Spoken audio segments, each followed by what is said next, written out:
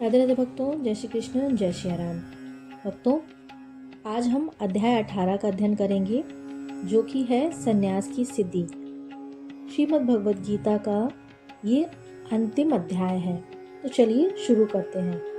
अर्जुन ने कहा, हे महाबाहु, मैं त्याग का उद्देश्य जानने का इच्छुक हूँ, और हे केशी निषूदन, हे ऋषिकेश, मैं त्यागमय जीवन मतलब संन्यास आश्रम का भी उद्देश्य जानना चाहता हूँ।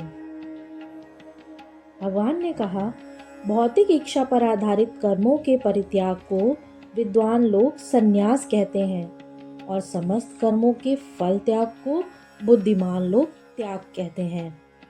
कुछ विद्वान घोषित करते हैं कि समस्त प्रकार के सकाम कर्मों को दोषपूर्ण समझकर त्याग देना चाहिए, किंतु अन्य विद्वान मानते हैं कि यज्ञ, दान तथा तपस्या के कर्मों को कभी नहीं त्यागना चाहिए।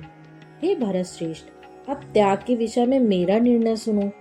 हे नरसार्दूल, शास्त्रों में त्याग 3 तरह का बताया गया है।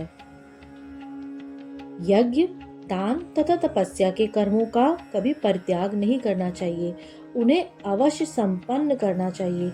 निसंदेह यज्ञ, दान तथा तपस्या महात्माओं को भी शुद्ध बनाते हैं। इन सारे कार्यों को किसी प्रकार की आसक्ति या फल की आशा के बिना संपन्न करना चाहिए। हे प्रतापपुत्र, इन्हें कर्तव्य मानकर संपन्न किया जाना चाहिए। यही मेरा अंतिम मत है। निर्दिष्ट कर्तव्यों को कभी नहीं त्यागना चाहिए। यदि कोई मोहवश अपने नियत कर्मों का परित्याग कर देता है, तो ऐसे त्याग को तामसी कहा जाता है। जो व्यक्ति नियत कर्मों को कष्टप्रद समझकर या शारीरिक कलेश के भय से त्याग देता है, उसके लिए कहा जाता है कि उसने यह त्याग रजोगुण में किया है। ऐसा करने से कभी त्याग का उच्च फल प्राप्त नहीं होता है।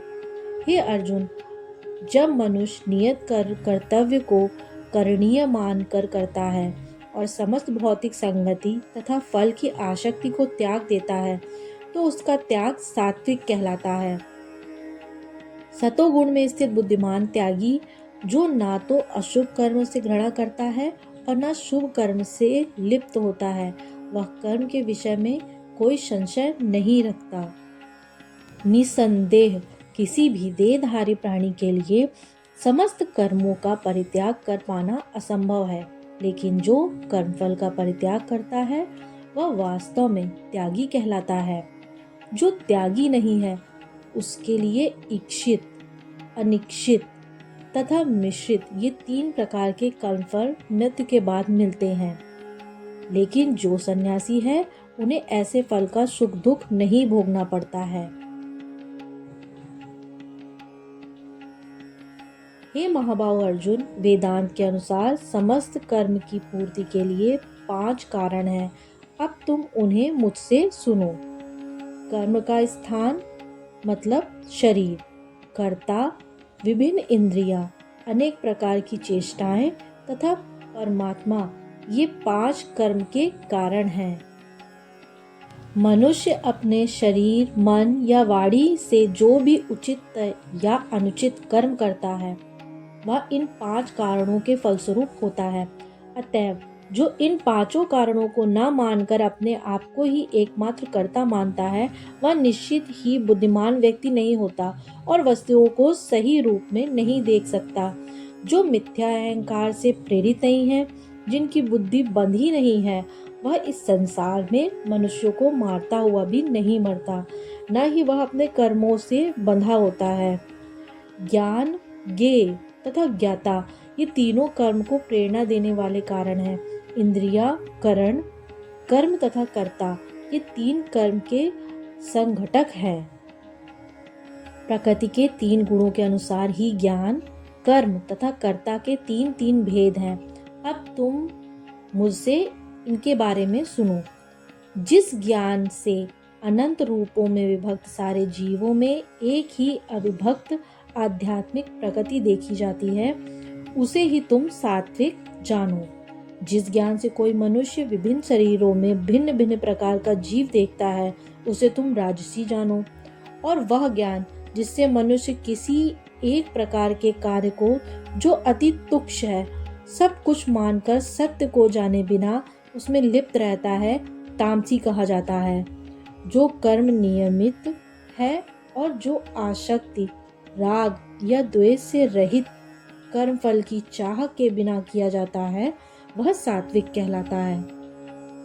लेकिन जो कार्य अपनी इच्छा पूर्ति के निमित्त प्रयास पूर्वक एवं मिथ्या अहंकार के भाव से किया जाता है, वह रजोगुणी कहा जाता है। जो कर्म मोहवश शास्त्रीय आदेशों की अवहेलना करके तथा भावी बंधन की परवाह किए बिना या हिंसा अथवा अन्यों को दुख पहुंचाने के लिए किया जाता है, वह तामसी कहलाता है।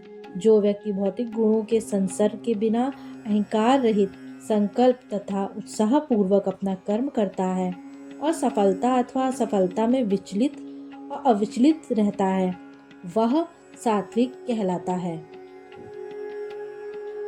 जो कर्ता कर्म तथा कर्मफल के प्रति आसक्त होकर फलों का भोग करना चाहता है तथा जो लोभी, सदैव ईर्ष्यालु, अपवित्र और सुख दुख से विचलित होने वाला होता है, वह राजसी कहा जाता है। जो कर्ता सदा शास्त्रों के आदेशों के विरुद्ध कार्य करता है, जो भौतिकवादी, हठी, कपटी तथा अन्यों का अपमान करने में पटु है तथा जो आलसी, सदैव खिन्न तथा काम करने में दीर्घ सूत्री है, वह तमोगुणी कहलाता है। हे धनंजय, अब मैं प्रकृति के तीनों गुणों के अनुसार तुम्हें विभिन्न प्रकार की बुद्धि तथा धृति के विषय में विस्तार से बताऊंगा, तुम उसे ध्यान से सुनो। हे प्रतापपुत्र, वह बुद्धि सतोगुणी है जिसके द्वारा मनुष्य यह जानता है कि क्या करणीय है और क्या नहीं है, किससे डरना चाहिए और किससे नहीं, क्या बांधने वाला है और क्या मुक्ति देने वाला है। हे प्रथापुत्र, जो बुद्धि धर्म तथा अधर्म, करणीय तथा अकरणीय कर्म के भेद नहीं कर पाती है, वह राजसी होती है। जो बुद्धि मोह तथा अहंकार के वशीभूत होकर अधर्म को धर्म और धर्म को अधर्म मानती है और सदैव विपरीत दिशा में प्रयत्न करती है, हे पार्थ, वह तामसी होती है। हे प्रथापुत्र, जो अटूट है, जिसे योगाभ्यास द्वारा अचल रखकर धारण किया जाता है और जो इस प्रकार मन, प्राण तथा इंद्रियों के कार्यकलापों को वश में रखती है, वह धृति सात्विक है। लेकिन हे अर्जुन, जिस धृति से मनुष्य धर्म, अर्थ तथा काम के फलों में लिप्त बना रहता है, वह राजसी है। हे प्रथा, जो धृति स्वप्न, भय, शोक, विषाद तथा मोह से परे नहीं रहती है, ऐसी दुर्बुद्धि पूर्ण धृति तामसी होती है। हे भरतश्रेष्ठ, अब मुझसे 3 प्रकार के सुखों के विषय में सुनो, जिनके द्वारा बुद्ध जीव भोग करता है और जिसके द्वारा कभी कभी दुखों का अंत हो जाता है। जो प्रारंभ में विष जैसा लगता है लेकिन अंत में अमृत के समान है और जो मनुष्य के आत्म साक्षात्कार जगाता है, वह सात्विक सुख कहलाता है। जो सुख इंद्रियों द्वारा उनके विषयों के संसर्ग से प्राप्त होता है और जो प्रारंभ में अमृत तुल्य तथा अंत में विषय तुल्य हो जाता है, वह रजोगुणी कहलाता है। तथा जो सुख आत्म साक्षात्कार के प्रति अंधा है, जो प्रारंभ से लेकर अंत तक मोहकारक है और जो निद्रा, आलस्य तथा मोह से उत्पन्न होता है, वह तामसी कहलाता है। इस लोक में, स्वर्ग लोकों में या देवताओं के मध्य में कोई भी ऐसा व्यक्ति विद्यमान नहीं है जो प्रकृति के 3 गुणों से मुक्त हो। हे परंतप, ब्राह्मणों, क्षत्रियों, वैश्यों तथा शूद्रों में प्रकृति के गुणों के अनुसार उनके स्वभाव द्वारा उत्पन्न गुणों के द्वारा भेद किया जाता है। शांति प्रियता, आत्मसंयम, तपस्या, पवित्रता, सहिष्णुता, सत्यनिष्ठा, ज्ञान, विज्ञान तथा धार्मिकता, ये सारे स्वाभाविक गुण हैं जिनके द्वारा ब्राह्मण कर्म करते हैं। वीरता, शक्ति, संकल्प, दक्षता, युद्ध में धैर्य, उदारता तथा नेतृत्व, ये क्षत्रियों के स्वाभाविक गुण हैं। कृषि करना, गौरक्षा तथा व्यापार वैश्यों के स्वाभाविक कर्म है और शूद्रों का कर्म श्रम तथा अन्यों की सेवा करना है। अपने अपने कर्मों के गुणों का पालन करते हुए प्रत्येक व्यक्ति सिद्ध हो सकता है। अब तुम मुझसे सुनो कि यह किस प्रकार किया जा सकता है। जो सभी प्राणियों को उद्गम है और सर्वव्यापी है, उस भगवान की उपासना करके मनुष्य अपना कर्म करते हुए पूर्णता प्राप्त कर सकता है। अपने वृत्तिपरक कार्यों को करना, चाहे वह कितना ही त्रुटिपूर्ण ढंग से क्यों न किया जाए, अन्य किसी के कार्य को स्वीकार करने और अच्छी प्रकार करने की अपेक्षा अधिक श्रेष्ठ है। अपने स्वभाव के अनुसार निर्दिष्ट कर्म कभी भी पाप से प्रभावित नहीं होता है। प्रत्येक उद्योग अर्थात प्रयास किसी न किसी दोष से आवृत होता है, जिस प्रकार अग्नि धुएं से आवृत रहती है। अतः हे कुंती पुत्र, मनुष्य को चाहिए कि स्वभाव से उत्पन्न कर्म को, भले ही वह दोषपूर्ण क्यों न हो, कभी त्यागे नहीं। जो आत्मसंयमी तथा अनासक्त है एवं जो समस्त भौतिक भोगों की परवाह नहीं करते और संन्यास के अभ्यास द्वारा कर्मफल से मुक्ति की सर्वोच्च सिद्ध अवस्था प्राप्त कर सकता है। हे कुंती पुत्र, जिस तरह इस सिद्धि को प्राप्त हुआ व्यक्ति परम सिद्धावस्था अर्थात ब्रह्म को, जो सर्वोच्च ज्ञान की अवस्था है, प्राप्त करता है, उसका मैं संक्षेप में तुमसे वर्णन करता हूँ, उसे तुम जानो। अपनी बुद्धि से शुद्ध होकर तथा धैर्य पूर्वक मन को वश में करते हुए इंद्रिय तृप्ति के विषयों का त्याग कर राग तथा द्वेष से मुक्त होकर जो व्यक्ति एकांत स्थान में वास करता है, जो थोड़ा खाता है, जो अपने शरीर, मन तथा वाणी को वश में रखता है, जो सदैव समाधि में रहता है तथा पूर्णतः विरक्त, मिथ्या अहंकार, मिथ्या शक्ति, मिथ्या गर्व, काम, क्रोध तथा भौतिक वस्तुओं के संग्रह से मुक्त है, जो मिथ्या स्वामित्व की भावना से रहित तथा शांत है, वह निश्चय ही आत्म साक्षात्कार के पद को प्राप्त होता है। इस प्रकार जो दिव्य पद पर स्थित है, वह तुरंत परब्रह्म का अनुभव करता है और पूर्णतः प्रसन्न हो जाता है। वह ना तो कभी शोक करता है और ना किसी वस्तु की कामना करता है। वह प्रत्येक जीव पर संभाव रखता है। उस अवस्था में वह मेरी शुद्ध भक्ति को प्राप्त करता है।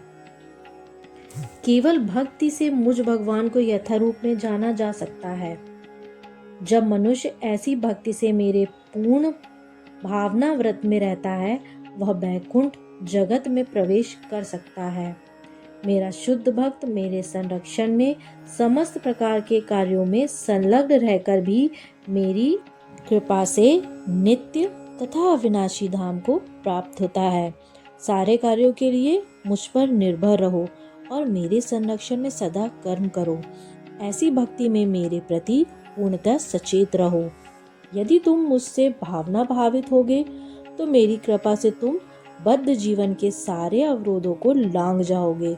लेकिन यदि तुम मिथ्या अहंकार वश ऐसी चेतना में कर्म नहीं करोगे और मेरी बात नहीं सुनोगे तो तुम विनष्ट हो जाओगे। यदि तुम मेरे निर्देशानुसार कर्म नहीं करते और युद्ध में प्रवृत्त नहीं होते हो तो तुम कुमार्ग पर जाओगे।